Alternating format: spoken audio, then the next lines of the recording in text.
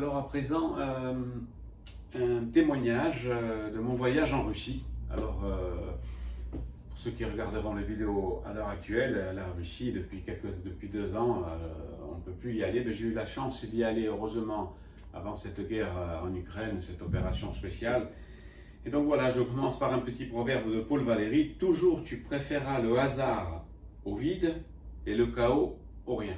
Donc le chaos en Russie y est, mais j'ai eu donc l'occasion d'y aller, toujours aussi, heureusement, là j'y étais allé pour faire le marathon de Moscou. Donc je venais de faire le marathon de New York et je voulais absolument faire l'opposition pour la guerre froide, Moscou, New York. Donc voilà, j'y suis allé. Bon, je ne garde pas un très grand souvenir. Heureusement que j'ai pu voir la religion orthodoxe dans d'autres pays comme la Grèce.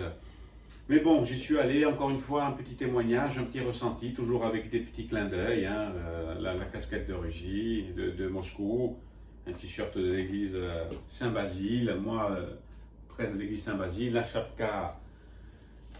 chapka russe. Alors, pour faire ce voyage un peu spirituel et aussi sportif, donc j'avais pris un guide qui s'appelait Nathalie, hein, comme l'histoire de la chanson de Gilbert Bécaud.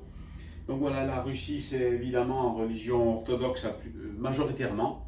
Donc après, il y a des chrétiens, des musulmans, mais c'est la religion donc orthodoxe avant tout. Toujours ces églises orthodoxes, notamment l'église de Saint-Basile que j'ai visitée donc au tout début, une église du XVe siècle avec 9 coupoles que tout le monde connaît ou a vu au moins une fois, toutes colorées, toutes bigarrées. C'est vraiment très beau de l'intérieur et de l'extérieur. La légende dit que celui qui a ordonné la construction a fait crever les yeux de l'architecte pour pas qu'il puisse créer un deuxième édifice. Là aussi encore le mélange entre la religion et ces crimes terribles.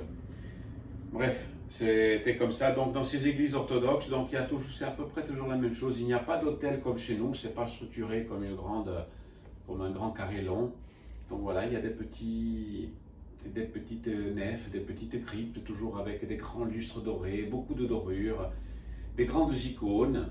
Encore une fois, il n'y a pas de statue de saint, il y a plein de bougies, très fines bougies qui brûlent un petit peu de partout. Donc voilà, je l'ai visité toujours avec le guide et qui m'a raconté un petit peu son histoire, toujours une histoire un peu complexe, comme souvent en Russie. J'ai pu visiter aussi sur la Moscova, donc un petit peu plus loin, je l'avais vu en courant d'ailleurs, c'est l'église Le Christ Saint-Sauveur. C'est une grande chapelle de cet ordre-là, mais les coupoles sont dorées. Elle est toute blanche, là aussi, alors en 150 ans, elle a été construite et détruite 3 fois. Staline l'a fait dynamiter, après ils ont reconstruit une église, après ils voulaient faire une piscine, un truc de fou. Qu'avons-nous pas fait au bon Dieu pour en arriver là? C'est le thème de mon voyage.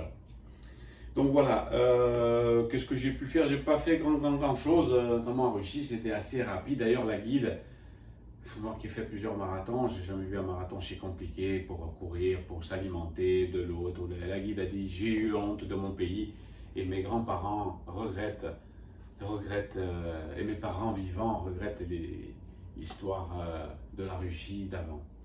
Donc c'était bon, on a pu voir le Bolchoï, tous quelques monuments typiques, le café Pouchkine, encore une fois, qui est le thème de la chanson de Gilbert Bécaud. Voilà, j'en suis revenu comme je suis reparti, au niveau culinaire, rien du tout, pas grand chose. Seule chose, avant chaque repas, on boit un verre de vodka, pendant le repas, un verre de vodka, à la fin, un verre de vodka. Bon, autant dire que c'était pas fait pour moi.